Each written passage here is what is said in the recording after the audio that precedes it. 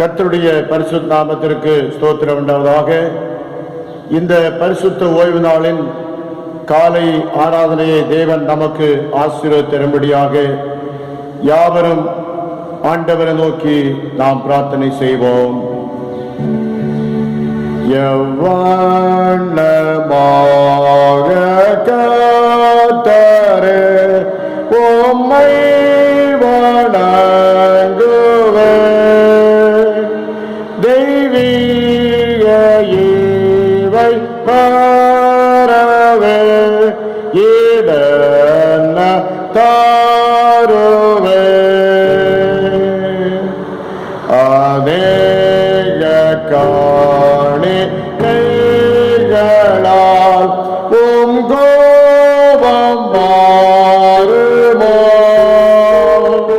நான் புண்ணிய கிரியை செய்வதால் கடாட்சம் வைப்பீரோ. இவ்வண்ணமாக தேவனே உம்மை வணங்குவேன், என் நீதி இயேசு கிறிஸ்துவே அவரை பற்றினேன். எங்களை அருமையாய் நேசித்து வழிநடத்துகிற நல்ல ஆண்டவரே, இந்த ஆசீர்வதிக்கப்பட்ட இந்த மன மகிழ்ச்சியான இந்த பரிசுத்த ஓய்வு நாளின் இந்த காலை பொழுதுக்காக நன்றியோடு நாங்கள் உம்மை துதிக்கிறோம் ஆண்டவரே. உம்மை நாங்கள் ஸ்தோத்திரிக்கிறோம் அப்பா. கர்த்தாவே, நீர் நல்லவரும் வல்லவரும் ஆண்டவரே, கிருபை நிறைந்தவரும் வாக்கு மாறாத தேவனுமாய் ஆண்டவரே, எங்களோடு கூட இந்நாள் வரையிலும் தங்கியிருந்த கிருபைகளுக்காக கோடான கோடி ஸ்தோத்திரங்களையும் துதிகளையும் நாங்கள் செலுத்துகிறோம் ஆண்டவரே. ஆண்டவரே, இந்த நாளை நாங்கள் காணும்படியாக எங்களுக்கு உதவி செய்தீரே, உமக்கு ஸ்தோத்திரம் ஆண்டவரே. நாங்கள் இருக்கின்ற இடத்திலே அமர்ந்து கர்த்தாவே, இந்த நேரத்திலே இந்த ஊடகங்கள் வாயிலாக கர்த்தரை ஆராதிப்பதற்கு தேவாதி தேவனே நீர் தந்த எல்லா கிருபைகளுக்காக இரக்கங்களுக்காக உள்ளத்தின் ஆழத்திலிருந்து நன்றி சொல்லி உம்மை ஸ்தோத்திரிக்கிறோம் அப்பா. உம்மை போற்றுகிறோம், உம்மை போழுகிறோம், உம்மை வணங்குகிறோம், உம்மை மகிமைப்படுத்துகிறோம் ஆண்டவரே. தேவனே, நீர் பரிசுத்தர் ஆண்டவரே.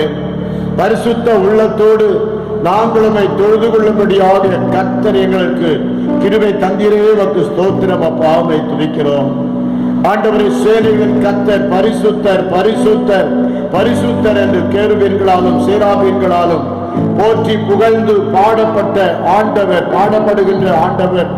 இந்த நாளிலே நாங்களும் உம்மை பாடி புகழ்ந்து உம்முடைய நாமத்தை மகிமைப்படுத்தும்படியாக கர்த்தாவே, நீ தந்த எல்லா கிருபைகளுக்காக உமக்கு கோடான கோடி ஸ்தோத்திரங்களையும் துதிகளையும் நாங்கள் செலுத்துகிறோம் ஆண்டவரே.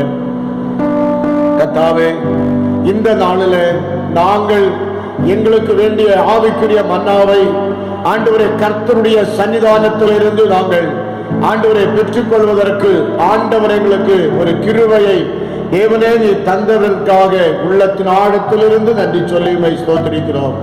தேவனே, நீர் தயவும் இரக்கமும் உள்ள தேவன், நீர் இரக்கங்களின் தேவன், சகல ஆறுதலுக்கும் தேவனாகிய கர்த்தர்.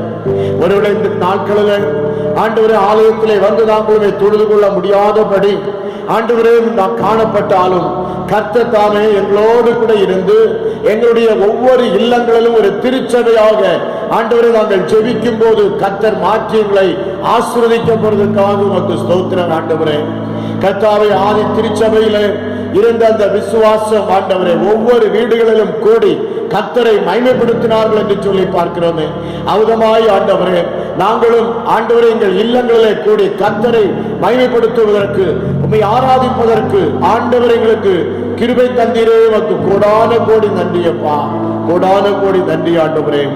இந்த அருமையான நாளில நாங்கள் ஆண்டவரே பாடுகின்ற பாடல்கள் வாசிக்கிறதான திருமறை பாடம் இன்று இந்த ஆராதனையில் இடம்பெறுகிற அனைத்து பகுதிகளையும் கர்த்தர்களுக்கு ஆசீர்வாதமாக்கி தாரும்.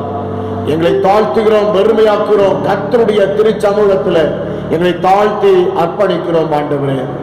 இந்த நாளிலே தகப்பனே எங்களுக்கு ஒரு மகிழ்ச்சியான நாளாக ஆண்டவர் உருவாக்கி தந்ததற்காக உமக்கு ஸ்தோத்திரம். கர்த்தருடைய ஆலயத்துக்கு போவோம் வாருங்கள் என்று எனக்கு அவர்கள் சொன்னபோது நான் மகிழ்ச்சியாயிருந்தேன் என்று சொன்ன வார்த்தையின்படி கர்த்தாவினுடைய ஆலய திரு பிரகாரங்களில் கடந்து வரும்போது எங்களுக்கு அப்படிப்பட்ட எண்ணற்ற ஒரு மகிழ்ச்சியை என் உள்ளத்திலே கர்த்தர் தந்திருக்கிற கிருபைகளுக்காக உமக்கு கோடான கோடி ஸ்தோத்திரம். தொடர்ந்து எங்களை பலப்படுத்த சுவாமி. எங்கள் ஆண்டவரும் மீட்பெருமாகிய இயேசுவின் மூலம் வேண்டிக் கொள்கிறோம் ஜெபங்களும் நேச பிதாவே, ஆமென்.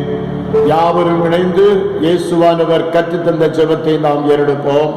பரமண்டலங்கள் இருக்கிற எங்கள் பிதாவே, உம்முடைய நாமம் பரிசுத்தப்படுவதாக, உம்முடைய ராஜ்யம் வருவதாக, உம்முடைய சித்தம் பரமண்டலத்திலே செய்யப்படுவது போல பூமியிலையும் செய்யப்படுவதாக. அன்றன்றுள்ள எங்கள் அப்பத்தை எங்களுக்கு இன்று தாரும். எங்களுக்கு விரோதமாய் குற்றம் செய்கிறவர்களுக்கு நாங்கள் மன்னிக்கிறது போல எங்கள் குற்றங்களை எங்களுக்கு மன்னியும். எங்களை சோதனைக்குள் பிரவேசிக்க பண்ணாமல் தீமையை ரட்சித்துக் கொள்ளும். ராஜ்யமும் வல்லமையும் மகிமையும் எனக்கும் இடையிலே, ஆமென். நாம் யாவரும் இருக்கின்ற இடங்களிலே அமர்ந்தவாறே நமது பாடல் புத்தகத்திலே 10வது பாடலை நாம் பாடுவோம். பாடல் எண் 10. கர்த்தாவே, அடியாருக்கு அடைக்கலம் நீரே, சகாயம் செய்யும்படிக்கு எழுந்தருள்வீரே. பாடல் எண் 10.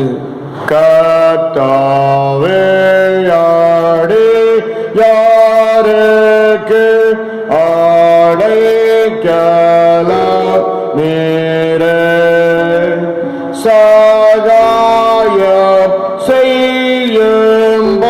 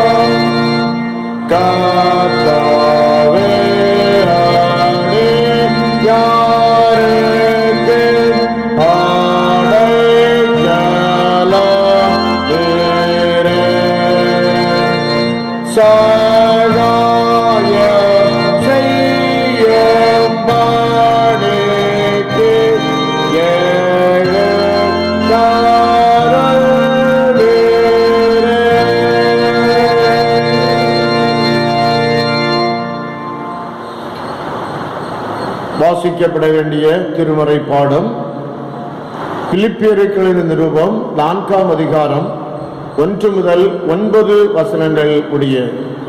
பிலிப்பியர் 4ஆம் அதிகாரம் 1 முதல் 9 வசனங்கள் உடைய அடங்கிய ஆண்டவரின் அருள்வாக்கை இப்பொழுது படிக்க கேட்போமாக. ஆதலால் எனக்கு பிரியமும் வாஞ்சையுமான சகோதரரே, எனக்கு சந்தோஷமும் கிரீடமானவர்களே, பிரியமானவர்களே, இந்தபடியே கர்த்தருக்குள் நிலைத்திருங்கள். கர்த்தருக்குள் ஒரே சிந்தையாயிருக்க எயோதியாளுக்கும் சிந்திகையாளுக்கும் புத்தி சொல்லுகிறேன். அன்றியும் என் உத்தம கூட்டாளியே, அவர்களுக்கு உதவியாயிருக்கும்படி உன்னையும் வேண்டிக் கொள்ளுகிறேன். அவர்கள் கிளேமந்தோடும் மற்ற என் உடன் வேலையாட்களோடும் கூட சுசேஷ விஷயத்தில் என்னோட கூட மிகவும் பிரயாசப்பட்டார்கள். அவனுடைய நாமங்கள் ஜீவ புஸ்தகத்தில் இருக்கிறது. கர்த்தருக்குள் எப்பொழுதும் சந்தோஷமாயிருங்கள், சந்தோஷமாயிருங்கள் என்று மறுபடியும் சொல்லுகிறேன். உங்கள் சாந்த குணம் எல்லா மனுஷருக்கும் தெரிந்திருப்பதாக. கர்த்தர் சமீபமாயிருக்கிறார். நீங்கள் ஒன்றுக்கும் கவலைப்படாமல் எல்லாவற்றையும் குறித்து உங்கள் விண்ணப்பங்களை ஸ்தோத்திரத்தோடு கூடிய ஜெபத்தினாலும் வேண்டுதலினாலும் தேவனுக்கு தெரியப்படுத்துங்கள். அப்பொழுது எல்லா புத்திக்கும் மேலான தேவ சமாதானம் உங்கள் இருதயங்களையும் உங்கள் சிந்தைகளையும் கிறிஸ்து இயேசுவுக்குள்ளாக காத்துக்கொள்ளும். கடைசியாக சகோதரரே, உண்மை உள்ளவைகள் எவைகளோ, ஒழுக்கமுள்ளவைகள் எவைகளோ, நீதியுள்ளவைகள் எவைகளோ, அன்புள்ளவைகள் எவைகளோ, நற்கீர்த்தி உள்ளவைகள் எவைகளோ, புண்ணியம் எதுவோ, புகழ் எதுவோ, அவைகளையே சிந்தித்துக் கொண்டிருங்கள். நீங்கள் என்னிடத்தில் கற்றும் அடைந்தும் கேட்டும் கண்டும் இருக்கிறவைகள் எவைகளோ அவைகளையே செய்யுங்கள். அப்பொழுது சமாதானத்தின் தேவன் உங்களோடு இருப்பார் என்பது படிக்கப்பட வேண்டிய திருமறை பாடம் படித்தாயிற்று. கிறிஸ்துவுக்கே மகிமை உண்டாவதாக. ஆமேன். இப்பொழுது கேட்க போற வேத வசனத்தை கர்த்தர் நமக்கு ஆசீர்வாதம் தரும்படியாக ஒரு நிமிடம் கண்களை மூடி ஆண்டவராகிய இயேசுவை நோக்கி நாம் பிரார்த்தனை செய்வோம். மன்னிப்பு மன்னிப்பு மன்னிப்பு தேவா, மன்னிப்பு மன்னிப்பு மன்னிப்பு தேவா, மன்னிப்பு மன்னிப்பு தாரும் இறைவா, மன்னிப்பு மன்னிப்பு தாரும் இறைவா. அன்பின் ஆண்டவரே, இப்பொழுது நாங்கள் சிந்திக்க போற வேத வசனங்களை எங்களுக்கு ஆசீர்வதித்தார். அடியனுடைய வாயின் வார்த்தைகளும் இருதயத்தின் தியானமும் கர்த்தருடைய சமூகத்திலே பிரியமாயிருப்பதாக. ஆமேன், ஆமேன். கிறிஸ்துவுக்குள் அருமையானவர்களே, இந்த காலை தொழுகைக்கு உங்கள் அனைவரையும் அன்புடன் கூட அழைக்கிறோம். கர்த்தர் உங்களை ஆசீர்வதிப்பாராக. இந்த கேட்க போற வேத வசனமானது உங்கள் அனைவருக்கும் மிகுந்த ஒரு பிரயோஜனமாய் ஆசீர்வாதமாய் இருப்பதாக என்று சொல்லி நான் பிரார்த்திக்கிறேன். இந்த அருமையான நாளில் சற்று நேரம் தியானிக்கும்படியாக தெரிந்து கொள்ளப்பட்ட வேத வசனம் நாம் வாசிக்க கேட்ட பிலிப்பியர் 4ஆம் அதிகாரம் 4ஆம் வசனம். பிலிப்பியர் 4ஆம் அதிகாரம் 4ஆம் வசனம். கர்த்தருக்குள் எப்பொழுதும் சந்தோஷமாயிருங்கள், சந்தோஷமாயிருங்கள் என்று மறுபடியும் சொல்லுகிறேன். கர்த்தருக்குள் எப்பொழுதும் சந்தோஷமாயிருங்கள், சந்தோஷமாயிருங்கள் என்று மறுபடியும் சொல்லுகிறேன் என்று இதிலே நாம் பார்க்கிறோம். இதிலே கொடுத்திருக்கிற தலைப்பு இந்த வசனத்திலிருந்து கர்த்தரில் மகிழ்ச்சி, கர்த்தரில் மகிழ்ச்சி என்று சொல்லக்கூடிய தலைப்பிலே கர்த்தருடைய வார்த்தையை உங்கள் மத்தியிலே சில நிமிடங்கள் பகிர்ந்து கொண்டு நான் ஜெபிக்க போகின்றோம். இந்த அருமையான வேளையில இந்த பவுல் சிறைச்சாலையில் இருந்து எழுதும் போது இந்த நிருபத்தை அவர் அருமையாக எழுதுகிறார். சிறைச்சாலையில இருக்கும் போது ஒரு மனிதனுடைய வாழ்க்கை எப்படி இருக்கும்? மிகுந்த ஒரு கஷ்டம். எப்படி சிறைச்சாலையில் இருந்து தப்பித்து வெளியே செல்வது அல்லது ஜாமீன்ல வெளியே செல்வது என்பதுதான் ஒரு மனிதனுடைய நிலைப்பாடாக இருக்கும். ஐயோ, நாம் தவறு செய்து விட்டோம், இங்கு நாம் வந்து விட்டோமே என்று சொல்லி அது எப்படி நாம் தப்பித்துக் கொள்ளலாம் என்று சொல்லிதான் அந்த சிந்தனைகள் போகும். ஆனால் பவுல் எந்த தவறும் செய்யவில்லை. ஆனால் கர்த்தருடைய நற்செய்தியை அவர் வல்லமையாய் பிரசங்கித்த ஒரு மனிதன் என்று சொல்லி நாம் அறிந்திருக்கிறோம். ஆகவே இந்த பவுலையும் சீலாவையும் பிடித்து சிறைச்சாலையில அங்கு கட்டி வைத்தார்கள். நடு சிறைச்சாலையிலே தொடு மரத்திலே கட்டி கைக்கு விலங்கு போட்டு சங்கிலிகளால் கட்டப்பட்ட ஒரு நிலையில அங்கு அங்கு ஜெயிலுக்குள்ளாக காணப்படுகின்றார்கள். என்ன நடக்கும்? அந்த சூழ்நிலையில அவர் எழுதுகின்றார், கர்த்தருக்குள் எப்பொழுதும் சந்தோஷமாயிருங்கள் என்று பிலிப்பி திருச்சபைக்கு அவர் எழுதுகின்றார்.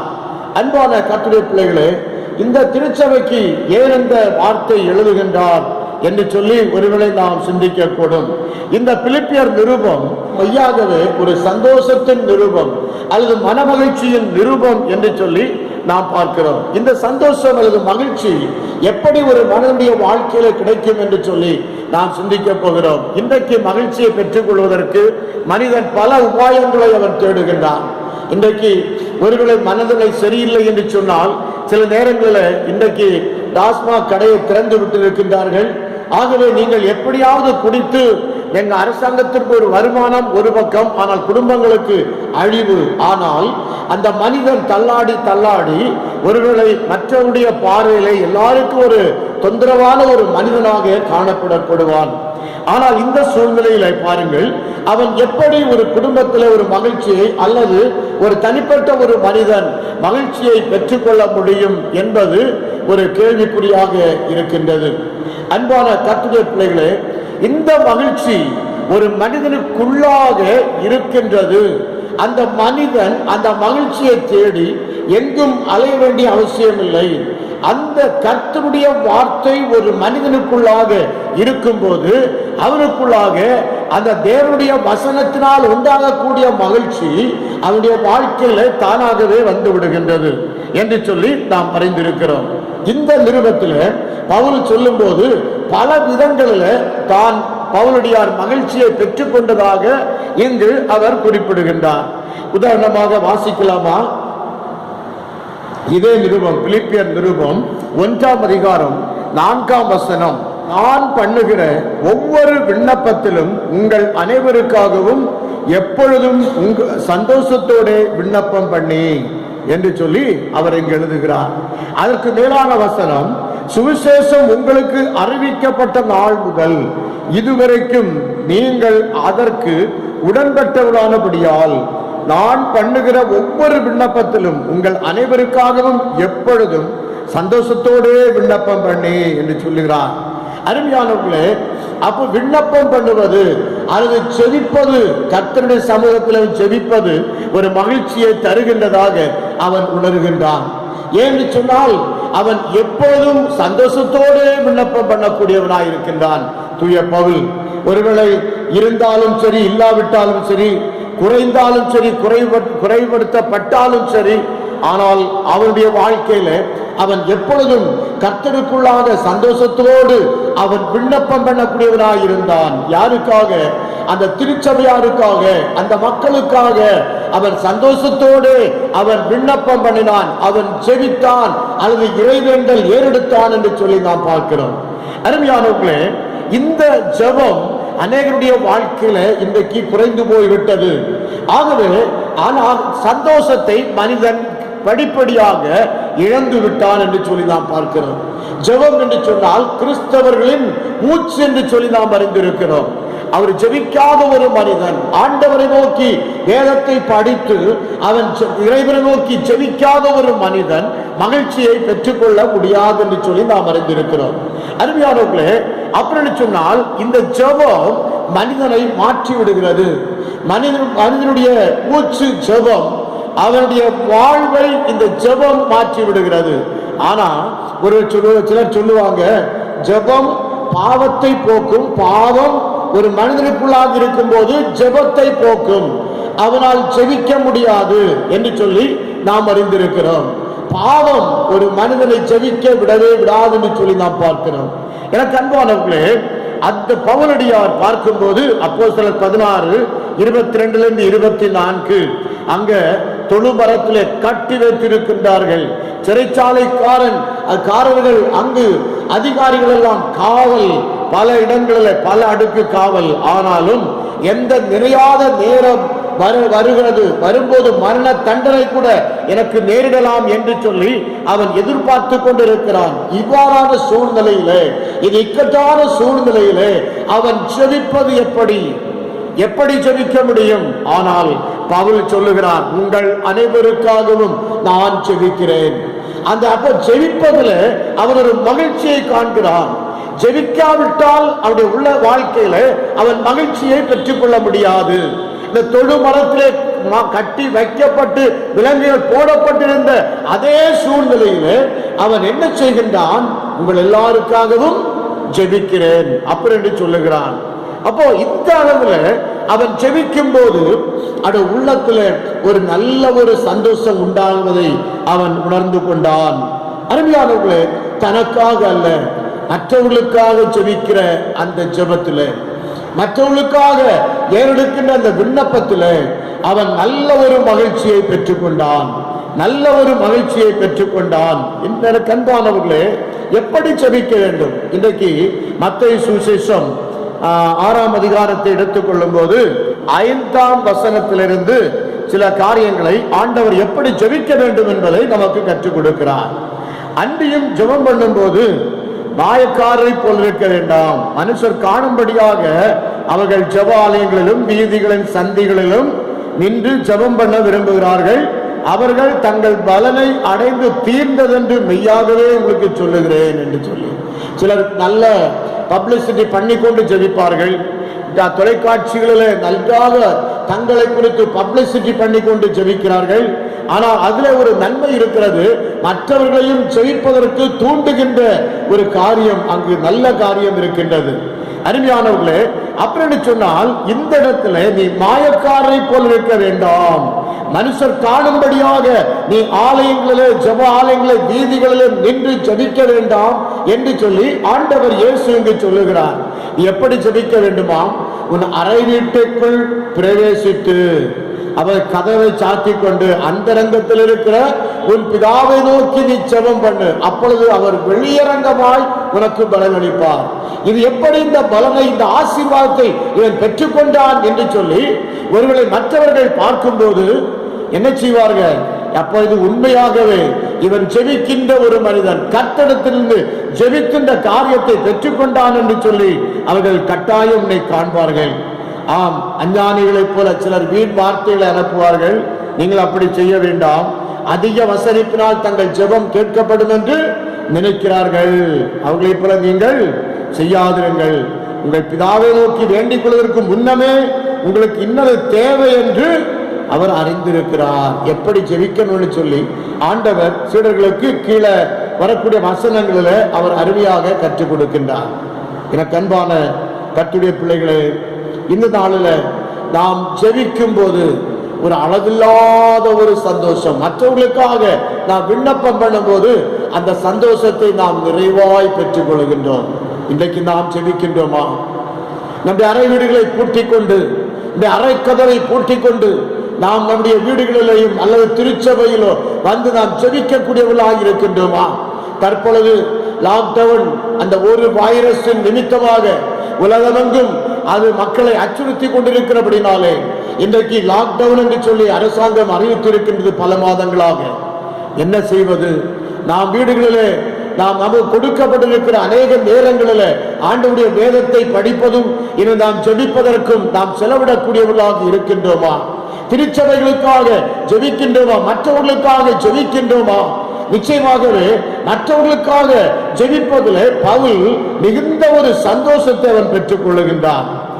1ஆம் அதிகாரம் பிலிப்பியர் 1:4 நான் பண்ணுகிற ஒவ்வொரு விண்ணப்பத்திலும் உங்கள் அனைவருக்காகவும் எப்போதும் சந்தோஷத்தோடு விண்ணப்பம் பண்ணி, அந்த சந்தோஷம் அவன் ஜெபிக்கும் போது அவன் பெற்றுக்கொள்வதை அவன் உணர்ந்தான். இன்றைக்கு நம்முடைய ஜெபம், நம்மளுக்கு சந்தோஷம் குறைவாக இருப்பதற்கு காரணம் ஜெப குறைவு. நம்முடைய ஜெப குறைவு வரும்போது சாத்தான் நம்முடைய வாழ்க்கையிலே ஆளுகை செய்வான். சாத்தான் நம்முடைய வாழ்க்கையிலே ஆளுகை செய்யும் போது நாம் நம்முடைய வாழ்க்கையிலே மாம்சீகத்திற்கு இடம் கொடுத்து, மாம்சீக சிந்தனைகளுக்கு இடம் கொடுத்து மகிழ்ச்சியை இழந்து போய்விடுவோம். ஆகவே மற்றவர்களுக்காக ஜெபிப்போம்.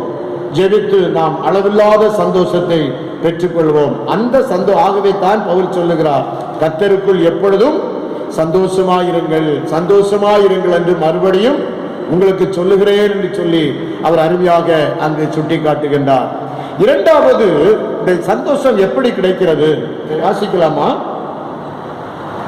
பிலிப்பியர் 1:18 இதனால் என்ன, பஞ்சகத்தினாலாவது உண்மையினாலாவது எப்படியாவது கிறிஸ்து அறிவிக்கப்படுகிறார், அதனால் சந்தோஷப்படுகிறேன், இன்னமும் சந்தோஷப்படுவேன் என்று 1:18 அவர் அருமையாக எழுதுகிறார்.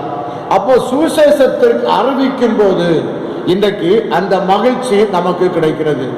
யாம் பெற்ற இன்பம் பெருக இவ்வையகம் என்று சொல்லுவார்கள்.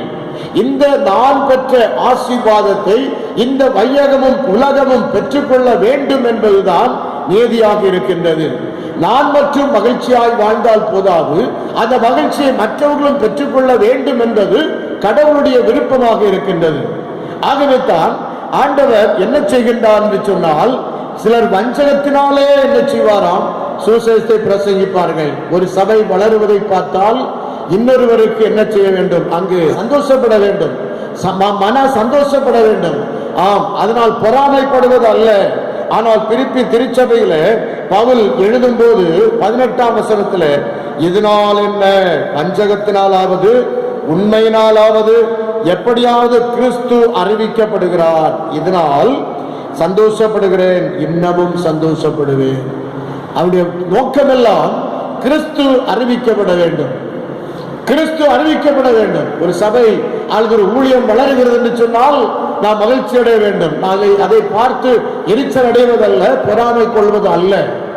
அங்கே நான் பெற்ற இன்பங்களை மற்றவர்கள் நாம் பெற செய்யும் போதுதான் நம்முடைய வாழ்க்கையில அந்த மகிழ்ச்சியை நாமும் பெற்றுக்கொள்ள முடியும். இல்லை, இந்த சுவிசேஷத்தை நாம் அடக்கி வைத்திருப்போம் என்று சொன்னால் அது நாம் அந்த மகிழ்ச்சியை நாம் பெற்றுக்கொள்ள முடியாது. மார்க்கு சுவிசேஷம் 16:15 இயேசு சீடர்களுக்கு கொடுத்த கட்டளை. மார்க்கு 16:15 அதுல இவ்விதமாய் நாம் வாசிக்கிறோம். பின்பு அவர் அவர்களை நோக்கி, நீங்கள் உலகமெங்கும் போய் சர்வ சிருஷ்டிக்கும் சுவிசேஷத்தை பிரசங்கியுங்கள்.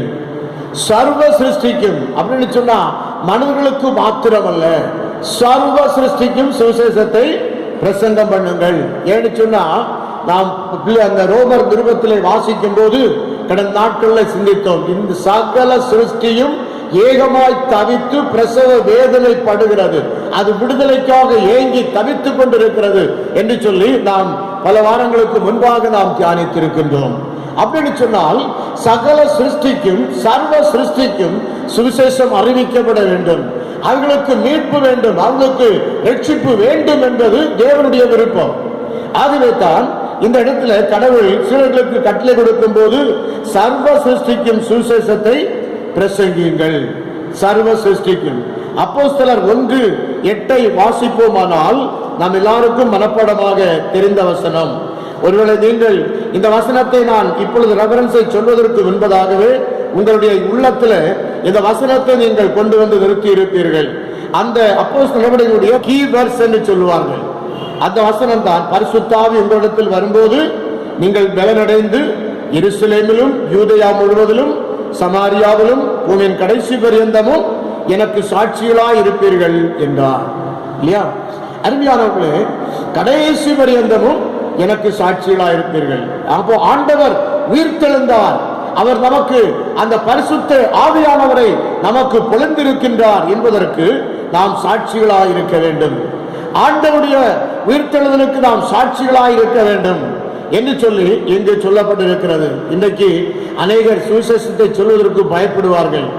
ஆண்டவருடைய சுவிசேஷம் ஒரு இடத்துல சில நேரங்களில் அங்கு சுவிசேஷம் அறிவிக்கும் போது அல்லது ஜெப கூட்டம் நடத்தி கொண்டிருந்தவர்களை சில சமூக விரோதிகள் பிடித்து அச்சுறுத்தி சிறைச்சாலையில் கொண்டு சென்று அடித்து விட்டால் இனி சுவிசேஷத்தை பிரசங்க கூடாதா?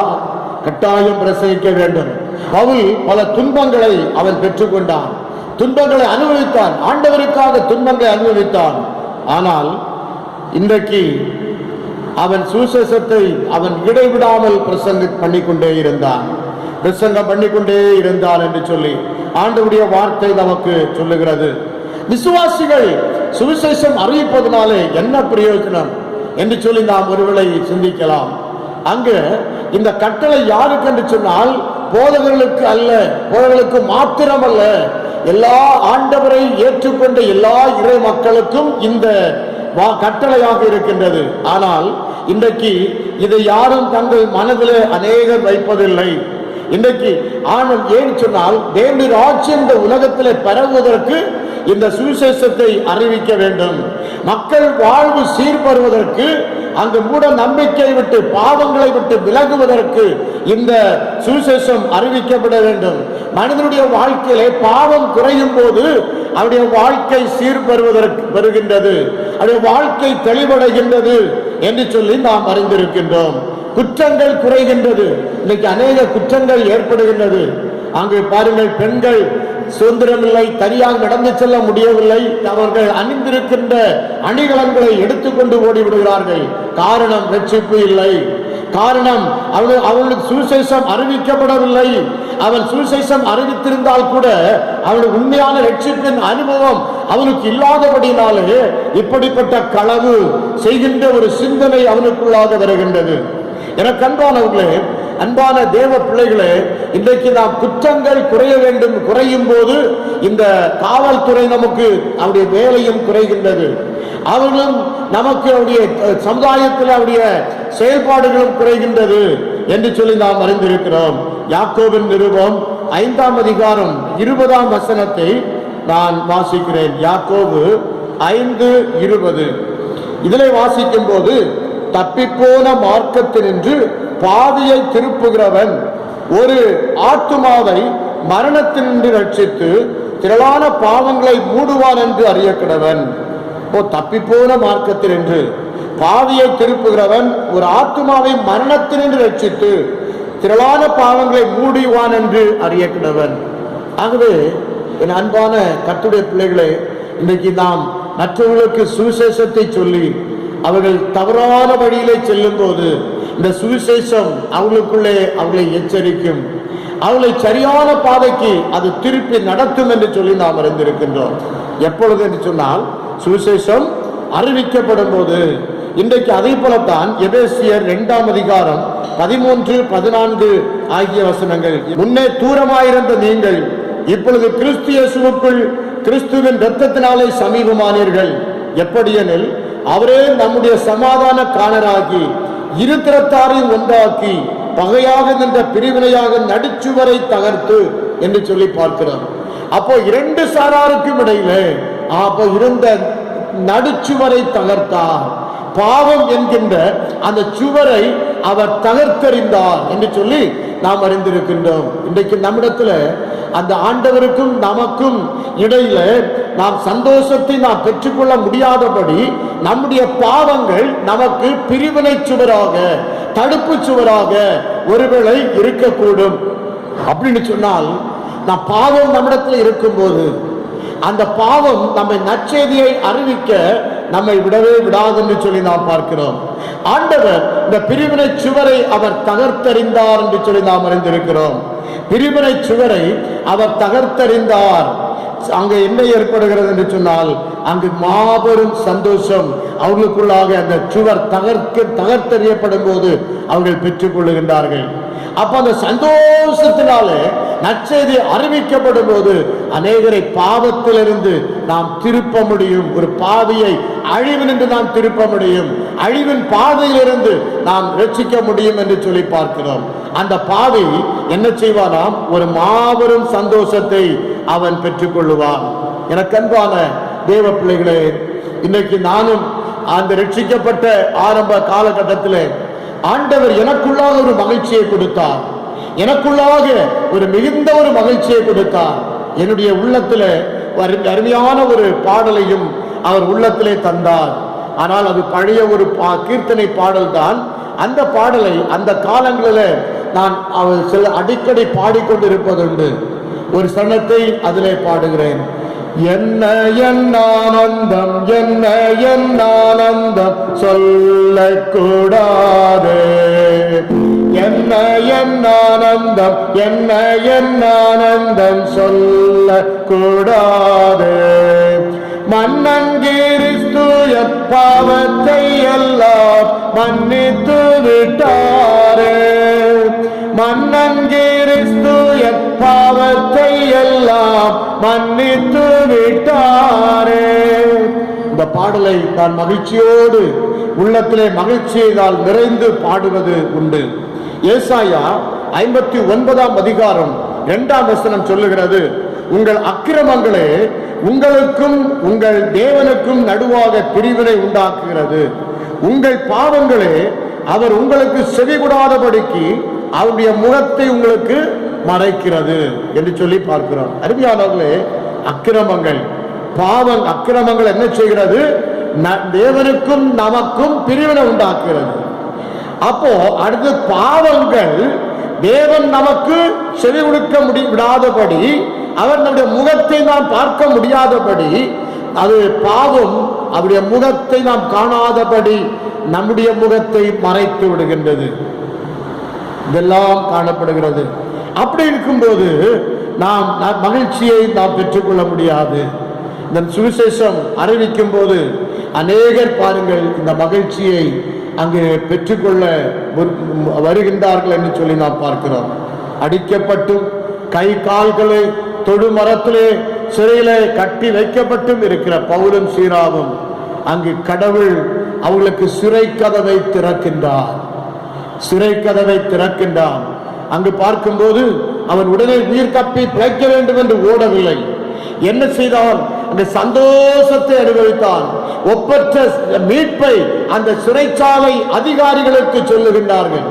சிறைச்சாலைக்காரர்களுக்கு, சிறை அதிகாரிகளுக்கு அங்கு ரட்சிக்கப்படும்படியாக அந்த நற்செய்தியை அவர்களுக்கு சொல்லுகின்றார்கள். ஒருவேளை அங்கு அவர்கள் சிறைச்சாலை கதவுகள் திறந்தவுடனே நான் ஓட வேண்டும் என்று சொல்லி தப்பித்து ஓடவில்லை. ஆனால் அங்கு மகிழ்ச்சியோடு கூட இருந்து அந்த சிறைச்சாலைக்காரர்கள் அதிகாரிகளுக்கு சுவிசேஷத்தை சொல்லி அவர்கள் ரட்சிப்புகளாக கொண்டு வந்து அந்த மகிழ்ச்சியை பெற்றுக் கொள்ளுகின்றார்கள். அப்ப சிறைச்சாலையிலே ஒரு மகிழ்ச்சியை அவன் கண்டுகொள்ள முடிந்தது. இன்றைக்கு காரணம் என்ன? அங்கு ஆண்டவராகிய இயேசு கிறிஸ்துவை அவன் அறிவித்தான். அவர்களுக்கு சாட்சியாய் இயேசு கிறிஸ்துவை அவர்கள் கூறி அறிவித்தான். அவர்கள் அதை ஏற்றுக்கொண்டதை கண்டபோது ஒரு அளவற்ற ஒரு மகிழ்ச்சியை அவருடைய உள்ளத்திலே நிரப்பிவிட்டது. அருமையானவர்களே, தென்னிந்திய திருச்சபை திருநெல்வேலி பேராயம் முன்னாள் பேராயர், பல ஆண்டுகளுக்கு முன்பாக ஒரு பேராயர் அவர்கள் இருந்திருக்கின்றார்கள். அந்த பேராயர் அவர்கள் இந்த பேராயத்தினுடைய மக்களுக்கு ஒரு வேண்டுகோள் விடுத்தார். என்ன வேண்டுகோள் என்று சொன்னால், இந்த ஆண்டுல ஒவ்வொருவரும் ஒரு தீர்மானம் எடுக்க வேண்டும். ஒவ்வொரு விசுவாசியும் இன்னொருவருக்கு ஆண்டவராகிய இயேசு கிறிஸ்துவை குறித்து நீங்கள் சொல்ல வேண்டும் என்று. ஜனங்கள் அதை ஒரு சவாலாக எடுத்துக்கொண்டு 100 பேர் இருந்த ஒரு திருச்சபையில அடுத்த ஆண்டிலே பார்க்கும்போது ஒவ்வொரு விசுவாசியும் ஒவ்வொருவருக்கு சுவிசேஷத்தை சொல்லி திருமுழுக்கு கொடுக்க வைத்தார்கள். அப்போ அந்த ஆண்டுல அந்த அளவில்லாத ஒரு சந்தோஷத்தை அந்த பேராயத்தினுடைய அத்தனை மக்களும் பெற்று அனுபவித்தார்கள்.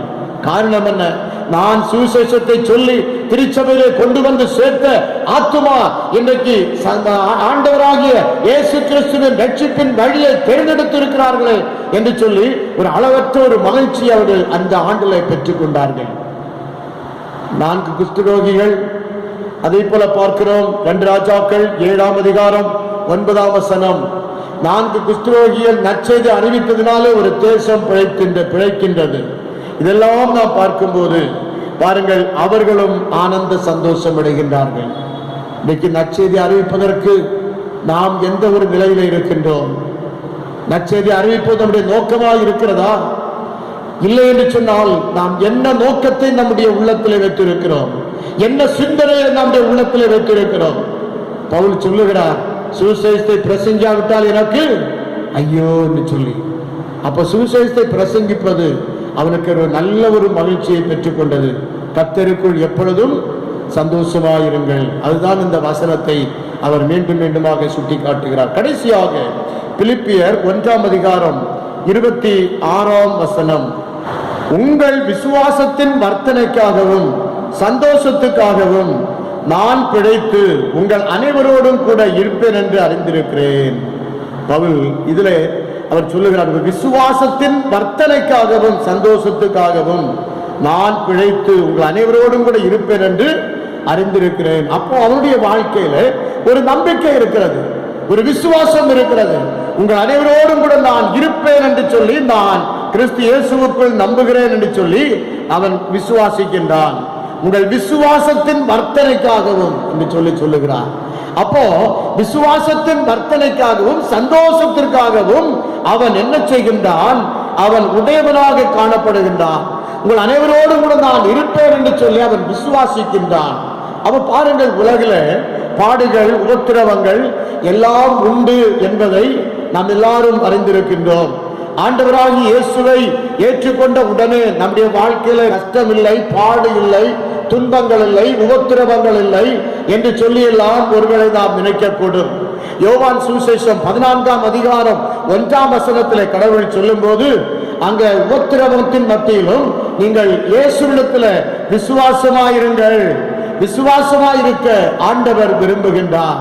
ஆண்டவரிடத்திலே நீ விசுவாசமாய் இருக்கும் போது உன்னுடைய எல்லா உபத்திரவங்களும் நீங்கும், உடைய வாழ்க்கையில ஒரு நம்பிக்கை பெருகும். ஆகவே நம்பிக்கையின் தேவனாகிய கர்த்தர் என்ன செய்கின்றார்? அந்த உபத்திரவங்களை உங்களை விட்டு நீக்கி அவர் ஒரு அளவற்ற ஒரு மகிழ்ச்சியை உங்கள் வாழ்விலே கொடுக்கின்றார். கிறிஸ்தவர்களாகிய நாம், ஆண்டவராகிய இயேசு கிறிஸ்துவை ஏற்றுக்கொண்ட பிள்ளைகளாகிய நாம், நம்முடைய வாழ்க்கையில ஒரு நம்பிக்கை இருக்கின்றது, ஒரு விசுவாசம் இருக்கின்றது. அந்த விசுவாச வாழ்விலே, அந்த நம்பிக்கை வாழ்வில் நாம் அளவற்ற ஒரு மகிழ்ச்சியை நாம் பெற்றுக் கொள்ளுகின்றோம். யோவான் சுவிசேஷம் 16ஆம் அதிகாரம் 1, 2 ஆகிய வசனங்களை நாம் வாசிப்போமானால் அங்கு யூதமாய் நாம் படிக்கின்றோம். யோவான் 16ஆம் அதிகாரம் 1, 2 ஆகிய வசனங்கள். நீங்கள் இடனடையாதபடிக்கு இவைகளை உங்களுக்கு சொன்னேன். அவர்கள் உங்களை ஜெப ஆலயங்களுக்கு புறம்பாக்குவார்கள். மேலும் உங்களை கொலை செய்கிறவன் நான் தான் தேவனுக்கு தொண்டு செய்கிறவன் என்று நினைக்கும் காலம் வரும். இல்லையா? உங்களை கொலை செய்வானா, தேவாலயங்களுக்கு புறம்பாக்குவானா, ஆனால் நான் தேவனுக்கு தொண்டு செய்கிறேன் என்று நினைக்கக்கூடிய காலம் வருமாம்.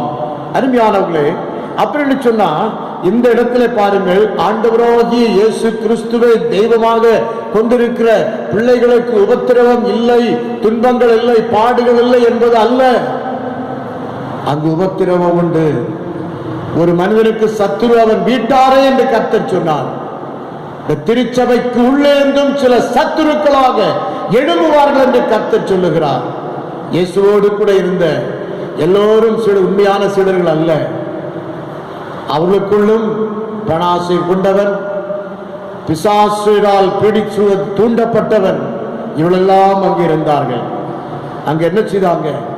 அவர்கள் தான் உண்மையான நம்பிக்கை என்பது என்ன என்பதை அறியாதபடி வாழ்ந்தார்கள் என்று சொல்லி நாம் பார்க்கின்றோம். ஆகவே அந்த சந்தோஷத்தை அவர்களால் பெற்றுக்கொள்ள முடியவில்லை.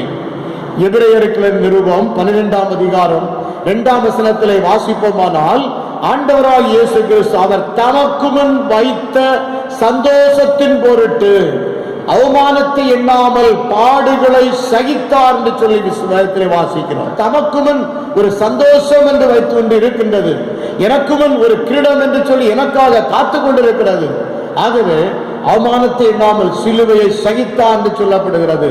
அப்ப இயேசு கிறிஸ்துவுக்கும் அவர் பாடுகள் இருந்திருக்கிறது. பாடுகள், நிறைய பாடுகள், நிறைய கஷ்டங்கள், நிறைய வேதனைகள், எல்லாவற்றின் மத்தியிலும் அவர் தமக்கு முன் ஒரு சந்தோஷம் ஒன்று காத்திருக்கின்றது என்பதை அவர் உணர்ந்திருந்தார். எபிரேயர் 11ஆம் அதிகாரம் 33 முதல் 39 வசனங்களை வாசித்து பாருங்கள். மிகுந்த உபத்திரவத்திலும் நம்முடைய முற்பிதாக்கள் நற்சாட்சி பெற்றவர்களாய் இருந்தார்கள், நற்சான்று பகிர்வர்களாய் இருந்தார்கள். அப்போஸ்தலர் 7:55-56 ஆகிய வசனங்களை வாசித்து பாருங்கள். ஸ்தேவான் உபத்திரவ நேரத்தில், துன்ப நேரத்தில் ஆண்டவர் மேல் நம்பிக்கையாயிருந்தார், ஆண்டவர் மேல் நம்பிக்கையாயிருந்தார், ஆண்டவர் மேல் அவர் நம்பிக்கையாக இருந்தார் என்று சொல்லி நாம் பார்க்கின்றோம். அருமையானவர்களே, அப்படின்னு சொன்னால் தங்கள் வேதனை ஆபத்தை எண்ணாமல் இயேசுவுக்காக அவர்கள் சந்தோஷத்தோடு கூட எல்லாவற்றையும் சகித்தார்கள். அருமையானவர்களே, அன்பான தெய்வ பிள்ளைகளே, இன்றைக்கு நம்முடைய வாழ்க்கை எப்படிப்பட்டதா இருக்கிறது? இந்த நம்பிக்கை வாழ்வில் அவர்கள் சந்தோஷத்தை பெற்றுக் கொண்டார்கள். இன்றைக்கு நாம் எப்படிப்பட்டவர்களாய் இருக்கின்றோம்? முதலாவது என்ன பார்த்தோம்? ஜெபிப்பதிலே, மற்றவர்களுக்காக இறைவேண்டல் செய்வதிலே ஒரு சந்தோஷம். இரண்டாவது நற்செய்தி அறிவிப்பதிலே சந்தோஷம். மூன்றாவது நம்பிக்கை வாழ்விலே ஒரு சந்தோஷம் என்று சொல்லி பார்த்தோம். ஆகவே இந்த இப்படிப்பட்ட காரியங்களை நம்முடைய வாழ்க்கையிலே நாம் செய்வோமானால், நாம் மற்றவர்களுக்காக இறைவேண்டல் செய்வோமானால், மனம் திறந்து செவிப்போமானால், நாம் அந்த சந்தோஷத்தை நாம் பெற்றுக்கொள்ளலாம். இன்னும் நற்செய்தி அறிவிப்போமானால் அந்த சந்தோஷத்தை நாம் பெற்றுக்கொள்ளலாம். இன்னும் நாம் நம்பிக்கை வாழ்வில் நாம் சந்தோஷத்தை பெற்றுக்கொள்ள முடியும்.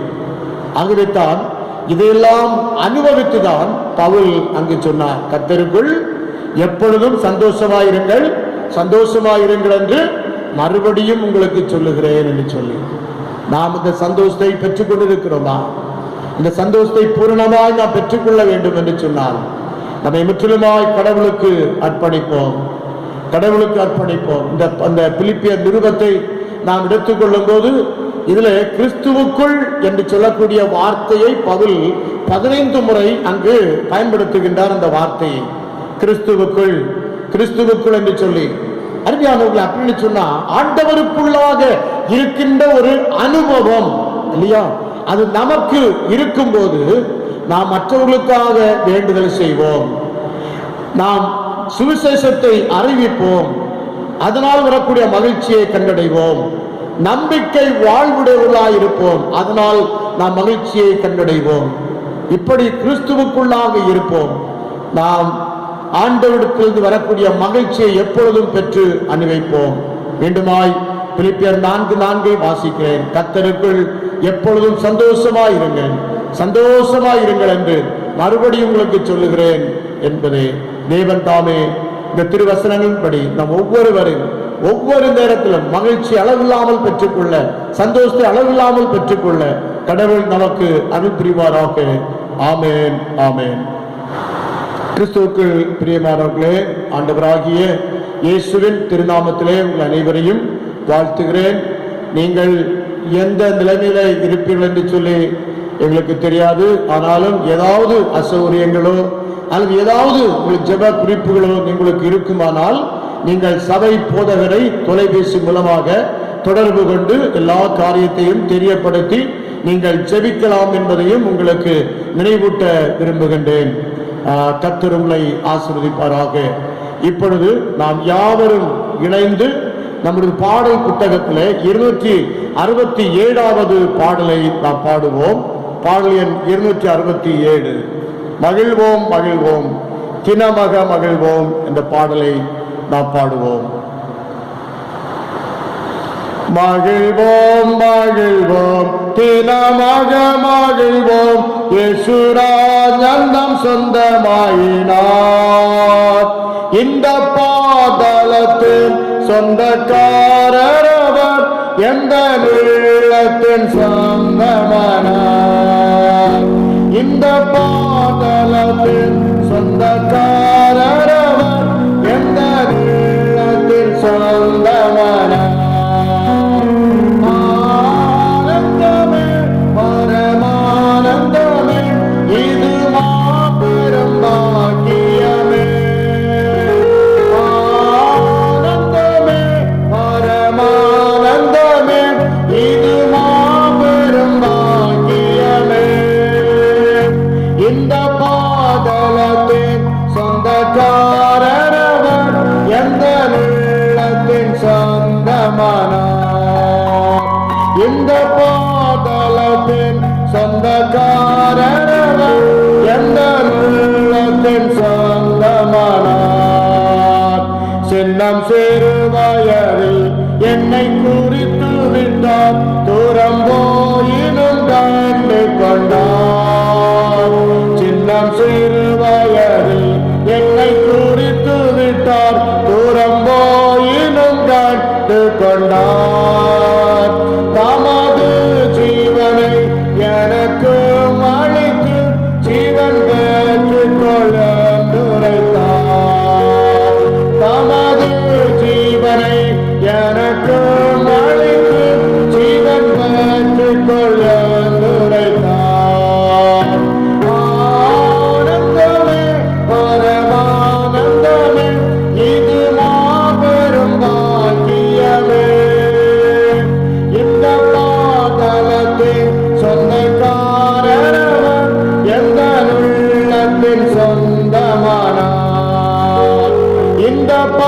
பாதலத்தின் சொந்தக்காரர் எந்த உள்ளத்தின் சொந்தமானார். அவர் வரும் நாளில் என்னை கரமசைத்து அன்பாய் கூப்பிட்டு சேர்த்துக் கொள்வார். அவர் வரும் நாளில் என்னை கரமசைத்து அன்பாய் கூப்பிட்டு சேர்த்துக் கொள்வார். அவர் சமூகமதில் அங்கே அவருடனே ஆடி பாடி மகிழ்ந்திடுவே. அவர் சமூகமதில் அங்கே அவருடனே ஆடி பாடி மகிழ்ந்திடுவே. ஆனந்தமே பரமானந்தமே இது மாபெரும் பாக்கியமே. ஆனந்தமே பரமானந்தமே இது மாபெரும் பாக்கியமே. இந்த பாதலத்தின் சொந்தக்காரர் அவர் எந்த உள்ளத்தின் சொந்தமானார். இந்த பாதலத்தின் சொந்தக்காரர் அவர் எந்த உள்ளத்தின் சொந்தமானார். ஜெபிப்போமாக. மகா கிருபையும் மட்டில்லாத இரக்கம் நிறைந்த எங்கள் அன்பின் ஆண்டவரே, கர்த்தருக்குள் எப்பொழுதும் சந்தோஷமாயிருங்கள் சந்தோஷமாயிருங்கள் என்று மறுபடியும் உங்களுக்கு சொல்லுகிறேன். இந்த அருமையான வேளையிலே ஆண்டவரே, நாங்கள் அந்த மகிழ்ச்சியை எப்படி எந்த சூழ்நிலையிலே எப்பொழுது பெற்றுக்கொள்ள முடியும் என்பதை குறித்து நாங்கள் தியானித்தோம். ஆண்டவரே, நாங்கள் எங்கள் வாழ்க்கையை இறைவேண்டலின் வாழ்வாக ஜெப வாழ்வாக இருக்கும் போது நாங்கள் ஆண்டவரே இந்த அளவற்ற ஒரு மகிழ்ச்சியை நாங்கள் பெற்றுக்கொள்ள முடியும். ஆண்டவரே, மற்றவர்களுக்காக நாங்கள் செபிப்பதிலே மகிழ்ச்சியை பெற்றுக் கொள்ளுகின்றோம். ஆண்டவரே, எந்த சூழ்நிலையிலும் எப்பேற்பட்ட ஒரு சூழ்நிலை வந்தாலும் நாங்கள் ஆண்டவரே மற்றவர்களுக்காக ஆண்டவரை ஜெபிக்கும் போது அவருடைய வாழ்வில ஒரு மாற்றத்தை நாங்கள் கொண்டு வருகிறோம். ஆண்டவரே கர்த்தாவே, அப்படிப்பட்ட கிருபை எங்களுக்கு தாரும் என்று சொல்லி நாங்கள் பிரார்த்தனை செய்கிறோம். குறிப்பாக ஆண்டவரே, நாங்கள் சுவிசேஷம் அறிவிக்க வேண்டும் என்பதை எங்களுக்கு கற்றுக் கொடுத்தீர். ஆண்டவரே, சுவிசேஷம் அறிவித்து அந்த மகிழ்ச்சியை நாங்கள் பெற்றுக்கொள்ள வேண்டும் என்பதை நாங்கள் இந்த பிலிப்பியர் நிருபத்திலிருந்து நாங்கள் சிந்தித்திருக்கின்றோம். கர்த்தாவே ஆண்டவரை மட்டுமல்ல, நம்பிக்கை வாழ்வு வாழும் போது நாங்கள் அந்த சந்தோஷத்தை நாங்கள் பெற்றுக்கொள்ள முடியும் என்று சொல்லி நாங்கள் சிந்தித்திருக்கின்றோம். ஆண்டவரே, அப்படிப்பட்ட வாஞ்சைகளை கிருபைகளை எங்களுக்கு தந்திருள வேண்டும் என்று நாங்கள் செபிக்கிறோம். ஆண்டவரே, கர்த்தருக்குள் மகிழ்ச்சியாயிருப்பதே உங்கள் பலன் என்று சொல்லி வேதத்திலே வாசிக்கிறோமே. அவ்விதமாய் ஆண்டவரே, கர்த்தருக்குள் எப்பொழுதும் மகிழ்ச்சியோடு கூட இருந்து நாங்கள் ஆண்டவரே இந்த மற்றவர்களுக்காக செபித்து ஆண்டவரே, யோபு தன் சிநேகிதருக்காக ஜெபம் பண்ணினார், கர்த்தர் சிறையிருப்பை மாற்றினார் என்று சொல்லி கூட நாங்கள் சிந்திக்கிறோமே. மட்டுமல்ல, நாங்கள் ஆண்டவரை சுவிசேஷத்தை அறிவித்து அதனால் ஒரு அழிந்து போகக்கூடிய வழிதவறி போகக்கூடிய ஒரு பாதையை திருப்பி கர்த்தரிடத்திலே கூட்டி சேர்க்கும் போது என்னுடைய வாழ்க்கை ஒரு அளவற்ற ஒரு சந்தோஷத்தை பெற்றுக் கொள்ளுகிறது. அப்பா ஆண்டவரே, அப்படிப்பட்ட பாக்கியத்தை ஒரு வாஞ்சைகளை எங்களுடைய உள்ளத்திலே கர்த்தர் ஊற்றுகிறதற்காக கோடான கோடி ஸ்தோத்திரங்களையும் துதிகளையும் நாங்கள் செலுத்துகிறோம். ஆண்டவரே, இந்த அருமையான வேளையிலே அப்பா, இந்த வாரத்திலே பிறந்த நாள் மற்றும் திருமண நாளை காண்கின்ற அருமையான அன்பு சகோதர சகோதரிகளுக்காக நாங்கள் ஜெபிக்கிறோம். ஆண்டவரே, கர்த்தர் தாமே அவர்களோடு கூட இருந்து அவர்களுக்கு வேண்டிய நல்ல ஆலோசனைகளை தந்து தேவன் பாதுகாத்து கொண்டு வந்ததற்காக ஸ்தோத்திரம். ஆண்டவரே, நீர் ஆசீர்வதித்தவர், ஆபிரகாமை ஆசீர்வதித்தவர், முற்பிதாக்களை ஆசீர்வதித்த தேவன் இப்பொழுதும் ஆண்டவரே பிறந்தநாள் மற்றும் திருமண நாளை காண்கின்ற அனைவரையும் ஆசீர்வதித்தவருடைய உள்ளத்தில் ஒரு மகிழ்ச்சியினாலே கர்த்தர் நிறைத்தருள வேண்டும் என்று நாங்கள் செபிக்கின்றோம். ஆண்டவரே, இந்த கொரோனா தொற்றின் மூலமாக எங்கள் திருச்சபையின் மக்கள் பாதிக்கப்பட்டிருக்கலாம். அவருடைய வாழ்வில் எல்லா பாதிப்புகளையும் கர்த்தர் நீக்கி போடுகிறாங்க. எல்லா பாதிப்புகளையும் கர்த்தர் நீக்கி போடுகிறாங்க. ஒரு மன தைரியத்தை உங்களுக்கு தாரும், மன தைரியத்தை தாரும், நல்ல ஒரு சுகத்தை சுக வாழ்வை அவர்களுக்கு தாரும் என்று சொல்லி நாங்கள் ஜெபிக்கின்றோம். தேவனுடைய பொற்கரங்களில் அவர்களை தாழ்த்தி ஒப்புக் கொடுக்கிறோம். குடும்பத்தின் தேவைகள் எல்லாம் சந்திக்கப்பட நாங்கள் ஜெபிக்கிறோம். ஆண்டவரே, இந்த கொரோனா போன்ற இந்த காலத்தை லாக்டவுன் பண்ணப்பட்ட இந்த காலத்திலும் கூட ஆண்டவரே, ஆலயத்திற்கு என்று சொல்லி உற்சாகமாய் கொடுத்து கொண்டிருக்கிற ஆத்துமாக்களுக்காக நாங்கள் ஜெபிக்கிறோம். ஆண்டவரே, நீர் அவர்களையும் முழுமையாய் ஆண்டவர் ஆசீர்வதித்தருளும், பலப்படுத்தியருளும் சுவாமி, பலப்படுத்தியருளும், சகல நன்மைகளாலும் ஆசீர்வாதத்தாலும் நிறைத்தருளும் என்று சொல்லி நாங்கள் ஜெபிக்கின்றோம். எங்களை தாழ்த்துகிறோம், வறுமையாக்குறோம், கர்த்தருடைய சமூகத்தில் ஒப்புக் கொடுக்கிறோம். இதிலே காணப்பட்ட குற்றங்கள் குறைவுகள் எல்லாவற்றையும் மன்னி திருமணத்திற்காக ஆயத்தப்படுகிற பிள்ளைகளுக்காக ஜெபிக்கிறோம். ஆண்டவரே, அதே போல குழந்தை செல்வத்திற்காக காத்து கொண்டிருக்கிற பிள்ளைகளுக்காக ஜெபிக்கிறோம். இன்னும் தங்கள் குடும்பத்திலே வாழ்க்கை துணை தங்கள் பிள்ளைகளுக்கு வேண்டும் என்று எதிர்பார்த்து தேடிக்கொண்டிருக்கின்ற அன்பு பிள்ளைகளுக்காக நாங்கள் ஜெபிக்கின்றோம். குடும்பத்திற்கு ஏற்ற ஆசீர்வாதங்களை கர்த்தர் ஏற்ற நேரத்தில் பிள்ளைகளுக்கு தான்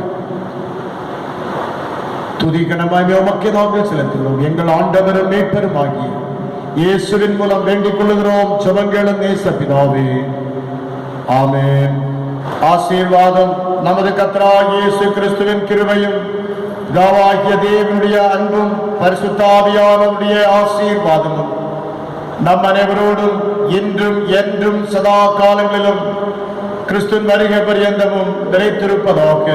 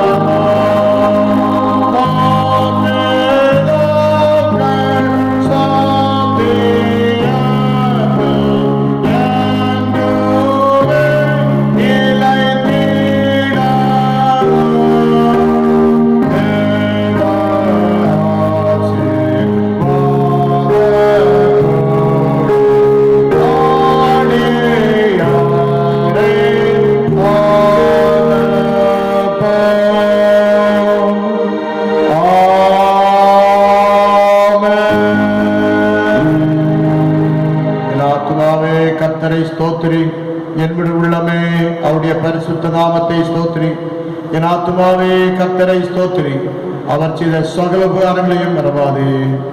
ஆமென்.